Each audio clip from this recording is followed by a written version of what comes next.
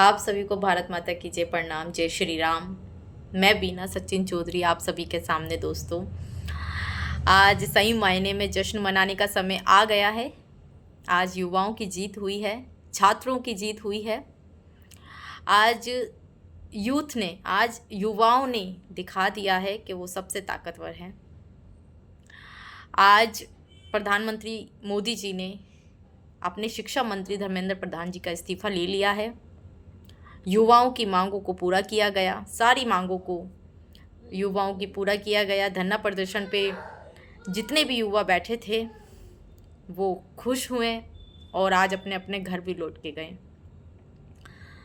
दोस्तों, भारत सरकार ने दावा किया था कि 12 साल में उनके यहाँ कोई इस्तीफा नहीं होता है, लेकिन युवाओं की शक्ति ने, युवाओं की एकता ने जायज़ मांग रख के, जो जायज़ थी उस मांग को आगे रख के भारत सरकार के मंत्री से इस्तीफा लिया और भारत सरकार के मंत्री ने इस्तीफा दिया। हमारे देश के प्रधानमंत्री जी मोदी जी, जो अपने कार्यकाल में अब तक किसी भी आंदोलन में इतने कम समय में किसी की बातों को नहीं माना होगा। दोस्तों, जैसे कि हम जानते हैं कि बहुत सारे आंदोलन हुए हैं, बहुत सारे लोगों ने धरना प्रदर्शन किया है। सबसे बड़ा आंदोलन किसानों का हुआ, 13 महीने चला। उनकी मांगों को भी 13 महीने बाद प्रधानमंत्री जी ने माना है। लेकिन युवाओं की, बच्चों की मांगों को उन्होंने 1 महीने बाद ही स्वीकार कर लिया। ताकतवर तो किसान भी थे, बहुत शक्ति प्रदर्शन से वो बैठे थे। किसान आए, पूरी ताकत से आए थे, एकजुट होकर आए थे, लेकिन फिर भी 13 महीने लग गए थे उन्हें अपनी बात मनवाने में प्रधानमंत्री मोदी जी के आगे। लेकिन ऐसा क्या हुआ कि 1 महीने बाद ही युवाओं की, बच्चों की मांग को मान लिया गया? ये आपकी शक्ति है। आपने अपनी एकता का प्रदर्शन किया है, युवाओं ने, छात्रों ने। लेकिन दूसरी बात ये भी है कि प्रधानमंत्री मोदी जी कहीं ना कहीं भारत के बच्चों के आगे झुके हैं। अगर शक्ति की बात होती, ताकत की बात होती, तो यही ताकत से और भी आंदोलन हुए थे। इसी ताकत से किसान भी बहुत भारी संख्या में बैठे थे, लेकिन उन्हें भी 13 महीने लग गए थे।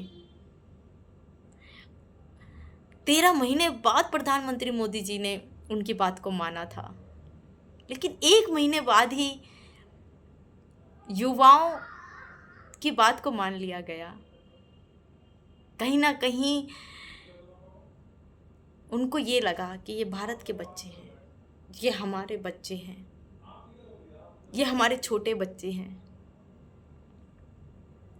लाठियां उन्होंने चलवाई, लेकिन लाठी चलवाने के बाद उन्हें एहसास भी हुआ, जब उनके पास वीडियोस भी पहुंची, फोटोज भी पहुंची।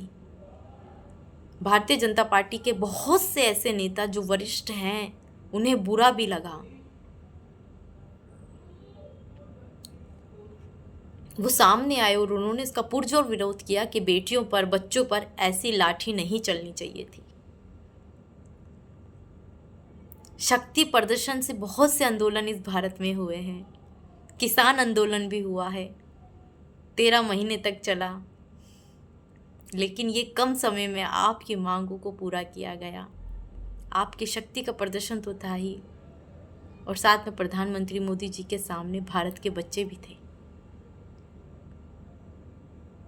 वो शायद इसलिए भी झुके हैं क्योंकि आप बच्चे थे, आप युवा थे। जिस व्यक्ति ने अपनी जवानी पूरे राष्ट्र को समर्पित कर दी हो, देश को समर्पित कर दी हो, जो खुद भी इस जगह पे रहे हो। एक बात तो और नई सामने आ रही है कि शिक्षा मंत्री, पूर्व शिक्षा मंत्री धर्मेंद्र प्रधान जी भी जब युवा थे तो उन्होंने भी शिक्षा पेपर लीक पर आंदोलन किया था। उन्हें भी लाठी पड़ी थी, उन्होंने भी संघर्ष किया था। कहते हैं ना कभी कोई घटना ऐसी होती है कि हमें हमारे भूतकाल पे ले ही जाती है। शायद उन्हें भी याद आया होगा कि हमने भी लाठी खाई थी, हमने भी आंदोलन किए थे, हमने भी पेपर लीक पे आंदोलन और धरना किया था। दोस्तों, मैं आप युवाओं की शक्ति के साथ में हूँ। मैं भी धरना प्रदर्शन पे जंतर मंतर में गई थी, युवाओं के साथ में गई थी, लेकिन हमें इन नेताओं के संघर्ष को भूलना नहीं चाहिए। एक समय इनका भी था कि जब ये राष्ट्र के प्रति अपनी जवानी निछावर कर रहे थे। प्रधानमंत्री मोदी जी का सारा जीवन राष्ट्र के लिए ही निकल गया। तो मैं युवाओं से हाथ जोड़कर यही विनती करूंगी कि एक वरिष्ठ प्रधानमंत्री उनके लिए अपशब्द ना बोलें, कोई वल्गर शब्द ना बोलें, कोई गंदी बात ना करें, अपने छात्र होने का प्रमाण दे कि आप अच्छे घर से हैं, आप अच्छे संस्कार परिवार से हैं। मैं सभी युवाओं से प्रार्थना करती हूँ कि अश्लील शब्दों का उपयोग देश के प्रधानमंत्री के लिए ना करें, गंदे शब्दों का उपयोग ना करें, क्योंकि वो कहीं ना कहीं आपके पिता और दादा की उम्र के हैं। देश के प्रधानमंत्री हैं, लेकिन साथ ही वो एक वरिष्ठ है। आपको ध्यान होना चाहिए। भारत माता की जय। दोस्तों, युवा शक्ति को मेरा सलाम। आपकी जीत हुई